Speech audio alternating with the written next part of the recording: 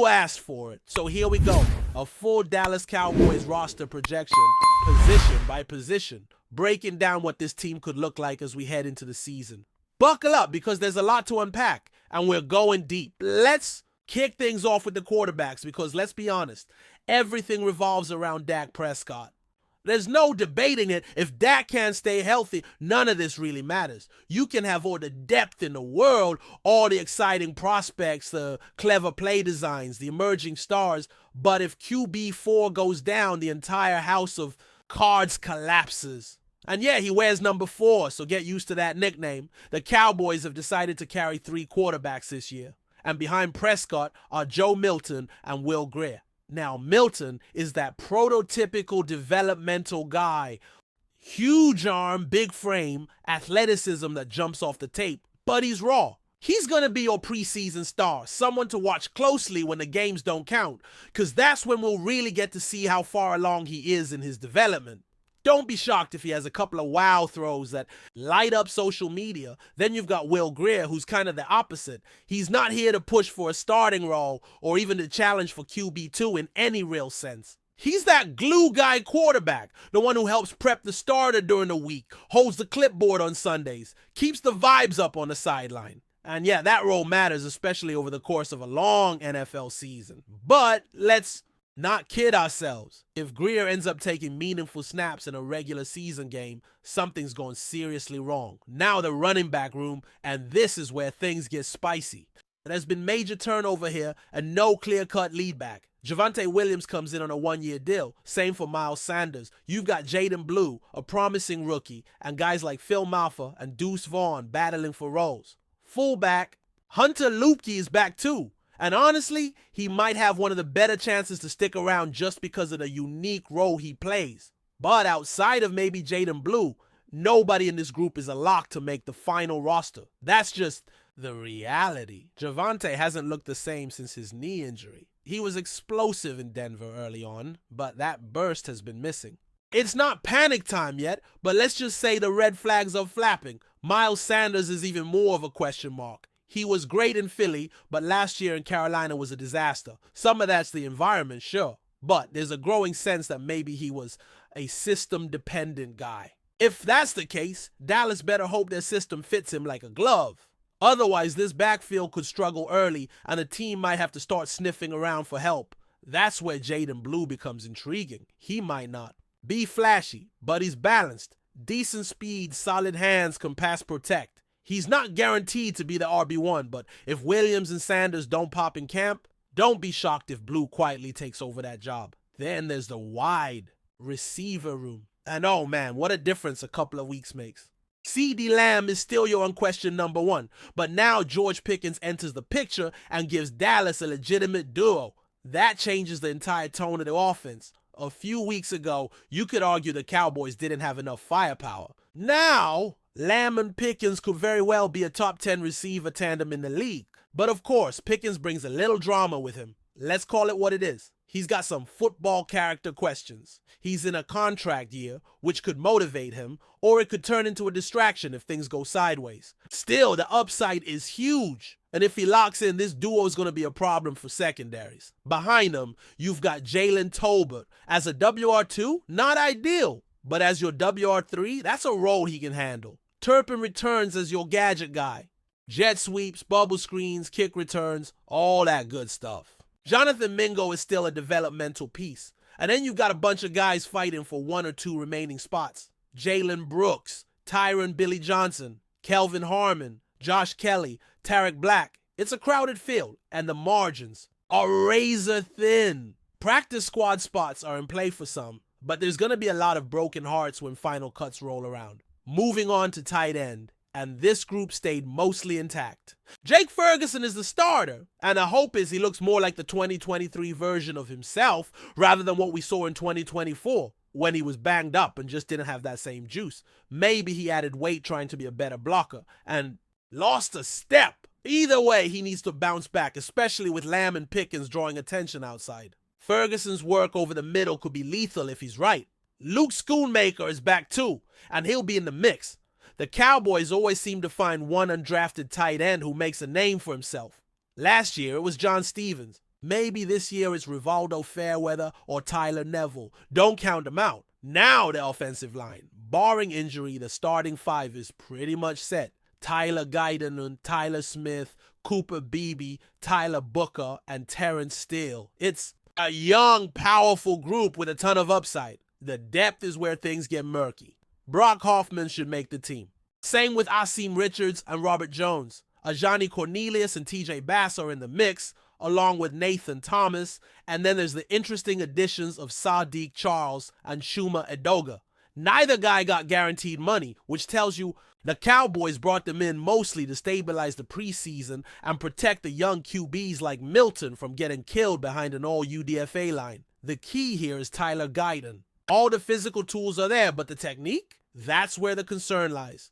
He dips his head too much into contact, and as the year went on last season, he looked like a guy who lost confidence. The Cowboys are betting they can coach him up, because if he doesn't improve, we're going to be back here next offseason talking about left tackle being a glaring need again, and we don't want that. Switching over to the defense, starting on the interior, the three technique spot is led by Osa Odigizua.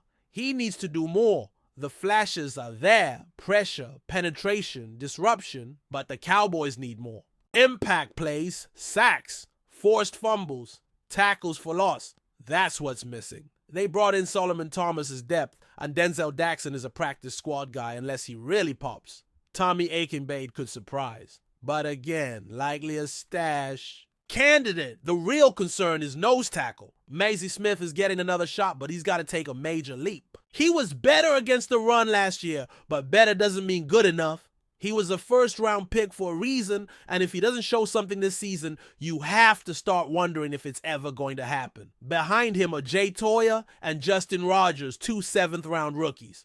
Toya is exciting. He had a higher grade on some boards than his draft slot, but expecting immediate production from a seventh-round defensive tackle is wishful thinking. Still, the tools are there. Mazzi has to step up, though. If not, the middle of this defense could get gashed, and that puts pressure on everyone else. At edge rusher, this group looks solid. Micah Parsons is, well, Micah Parsons. That's the engine of the defense. Dante Fowler is back on a one-year deal, and then you've got a wave of young guys. Donovan Ezeruaku, Marshawn Nealand, Sam Williams, and Peyton Turner. That's 6 guys who should make the roster, and each brings something different. Ezeruaku and Nealand were second-round picks. The team's clearly invested in them. Sam Williams has flashed but needs consistency. Turner's the wild card. If he stays healthy, he could really carve out a role.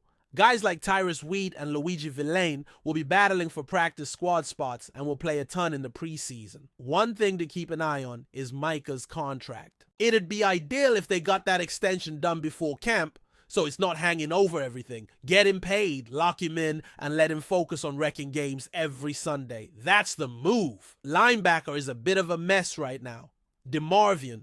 Overshown won't be ready for week 1 after another knee injury, which is just brutal. He's mentally tough, sure, but that's 2 major injuries now. You can't count on him until he proves he can stay healthy. So they added Kenneth Murray, Shamar James, and Jack Sanborn, none of whom are guaranteed roster spots. Damone Clark and Malik Jefferson are back, and guys like Buddy Johnson, Darius Harris, and Justin Barron are competing for that final.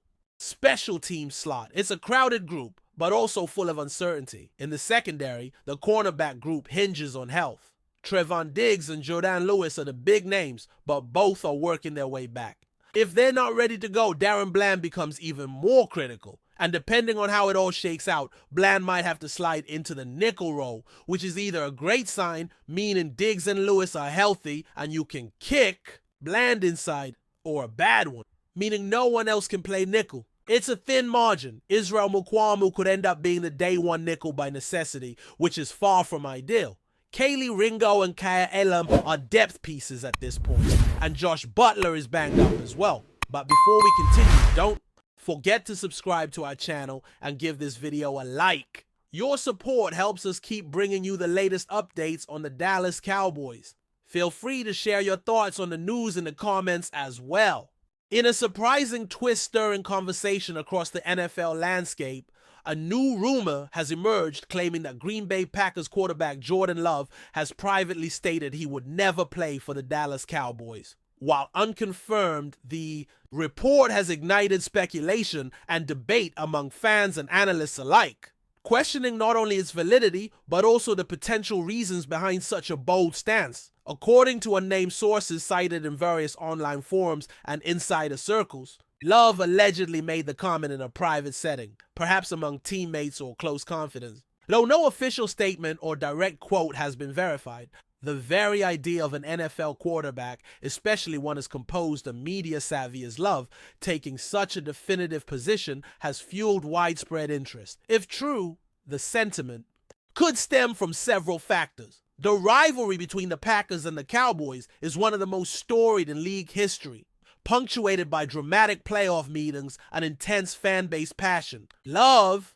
who has been embraced by Packers Nation as a successor to Aaron Rodgers, may feel a deep-rooted loyalty to the green and gold, a loyalty that would make donning the Star of Dallas feel like a betrayal to the franchise and its supporters. Moreover, the Cowboys are often viewed as a polarizing team within the NFL, evoking strong emotions from players and fans alike. For some, the organization's America's Team moniker and the outsized attention it receives can be off-putting. Love, a soft-spoken and measured leader, may simply not see a cultural or philosophical fit with the Cowboys' high profile. Brand. Naturally, Cowboys fans and management have taken notice of the rumor, with some dismissing it as baseless gossip, while others consider it a missed opportunity to court one of the league's rising stars. For now, the quarterback remains firmly rooted in Green Bay, focused on building a legacy of his own in the shadow of Lambeau Field. Unless Jordan Love chooses to address the matter directly, the speculation will continue to swirl. But true or not, the rumor only adds more intrigue to any future Packers-Cowboys matchup and serves as a reminder of how personal the NFL can sometimes feel, even when played on the biggest of stages. That's it for this update. If you enjoyed the video and want to keep receiving exclusive news about the Dallas Cowboys, please subscribe to our channel and give this video a like. We always look forward to your comments and opinions. See you in the next video.